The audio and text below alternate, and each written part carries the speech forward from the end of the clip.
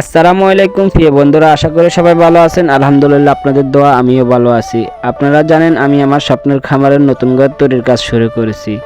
আজ আমাদের খামারের কাজের দ্বিতীয় দিন, 10/1/2025 শনিবার। প্রথম দিনের কাজ আপনাদের সাথে শেয়ার করেছি।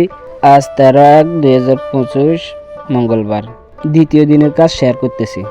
যেহেতু ঘরটি টিনের হচ্ছে, তাই আজ আমাদের মূল ফোকাস ছিল ঘরের খুঁটিগুলো ঠিকঠাক সেট করে চালের কাঠামো তৈরি করা। দেখতে পাচ্ছেন আমার সাথে দক্ষ দুজন মিস্ত্রি কাজ করছেন। তারা অত্যন্ত যত্ন সহকারে প্রতিটি জয়েন্ট এবং পরিমাপ চেক করে কাজ করছেন। একটি খামারের ঘরের স্থায়ী নির্ভর করে তার মজবুত কাঠামোর উপর, তাই আমরা কোনো তাড়াহুড়া না করে নিখুঁতভাবে করার চেষ্টা করেছি। তারা ভিডিওতে দেখছেন আমি নিজেও মিস্ত্রিবাদের সাথে কাজে হাত লেগিয়েছি। আসলে নিজের স্বপ্নের একটা জিনিস যখন তৈরি হয় তখন ঘরে বসে থাকা যায় না। মিস্ত্রিরা তো কাজ করছেই, কিন্তু আমি সাথে সাথে ছোটোখাটো কাজগুলো গুছিয়ে দিচ্ছি। কখনো কাঠ ধরছি, কখনো মাপ দিতে সাহায্য করেছি। নিজের হাতে খামারের ঘর তৈরির এই অনুভূতির আসলে কোনো তুলনা হয় না। শরীরে ক্লান্তি, আসলে মনের তৃপ্তিটা অন্যরকম।